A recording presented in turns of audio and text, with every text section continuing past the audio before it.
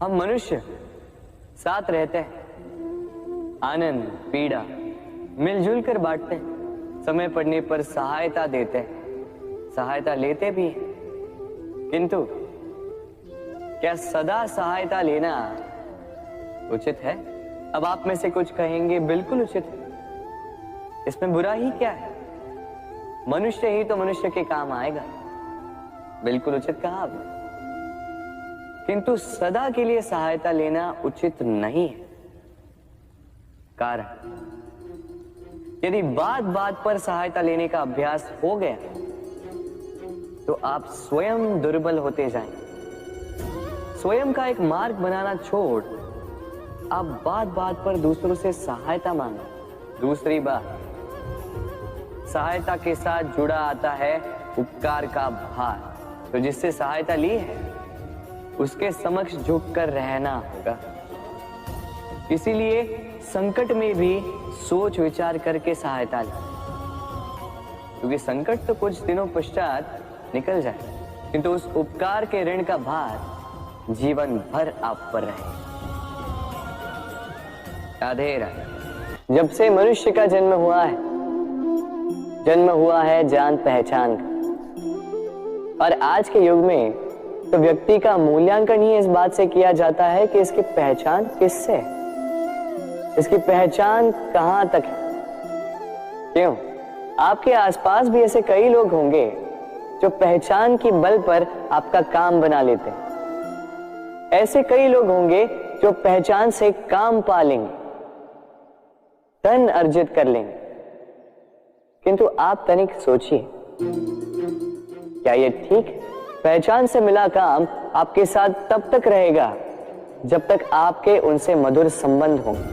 संबंधों में खटास आई और काम निकल गया हाथ से। तो अब क्या किया जाए? इसका उत्तर है काम। अपना काम पूरे मन से करो, अपना काम निश्चय से करो, क्योंकि पहचान से मिला काम अधिक समय तक नहीं टिकेगा, किंतु काम से मिली पहचान युगों युगों तक टिकेगी। राधे राधे। मनुष्य जब जन्म लेता है और मनुष्य जब इस संसार को छोड़कर जाता है, इसके मध्य का काल जीवन कहलाता है। और इस जीवन में संघर्ष तो करना ही पड़ता है, कभी शिक्षा के लिए, कभी काम के लिए, कभी वास्तविक युद्ध करना पड़ता है। किंतु इस संघर्ष का सामना करने के लिए प्रकृति ने हमें एक और गुण भी भेजा, प्रयास। कभी किसी छोटे बालक को देखा, न कुछ बोल पाता है, ना कुछ समझ पाता, किंतु अपने घुटनों के बल पर समस्त आंगन नापने का प्रयास करता, खड़ा होता, गिरता, फिर खड़ा होता और अंततः वो चलना सीख ही जाता,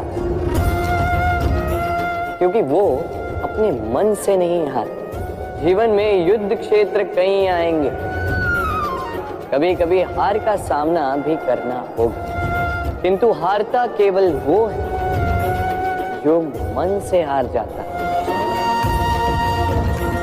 इसलिए कहते हैं युद्ध रणभूमि से पहले मन भूमि में लड़े जाते हैं। मैदान में हारने वालों को कई अवसर मिलते हैं, किंतु मन से हारने वालों को नहीं।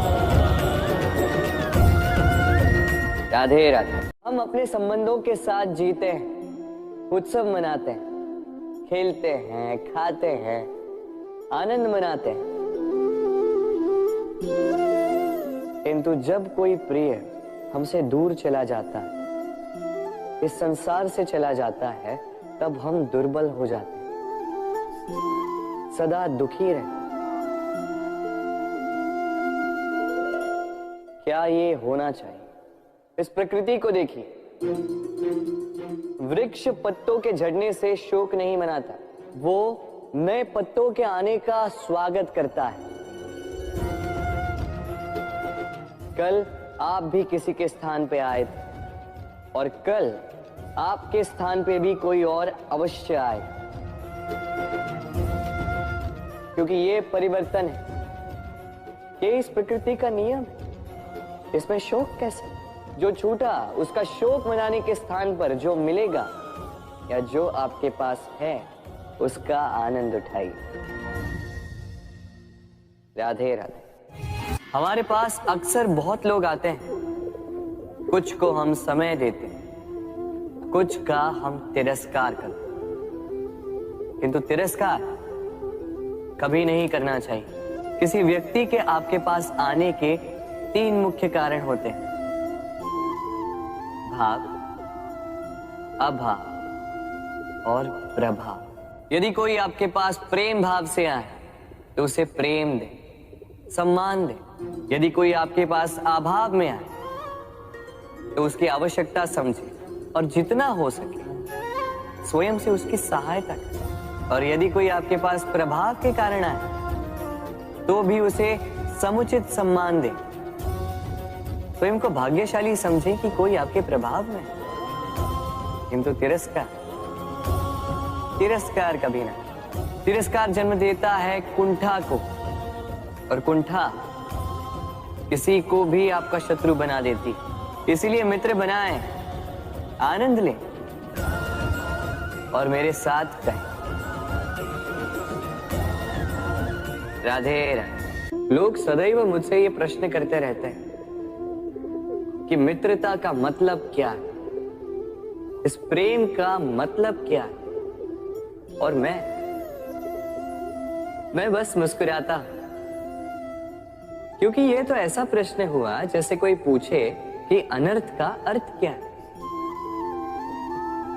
अब जब अनर्थ हो ही गया तो उसका अर्थ क्या? उसी प्रकार वो मित्रता क्या जिसमें आपका कोई मतलब, वो प्रेम क्या जिसमें आपका कोई स्वार्थ। ये 2 भाव ऐसे हैं जिसमें आपको कुछ चाहिए नहीं होता, बस देना होता। आपका समय, आपकी भावनाएं, आपका सुख कुछ मांगने के लिए करोगे तो वो मित्रता कैसे? कुछ पाने के लिए करोगे तो वो प्रेम कैसे? वैसे भी देखा जाए तो जो प्रेम करते हैं उन्हें कुछ पाने की आवश्यकता ही नहीं। और जिसके पास 2.5 अक्षर वाला ये प्रेम शब्द हो, उसके पास तो इस संसार का सबसे बड़ा कोश है। तो आप इस कोश को बढ़ाइए और मेरे साथ कहिए राधे राधे।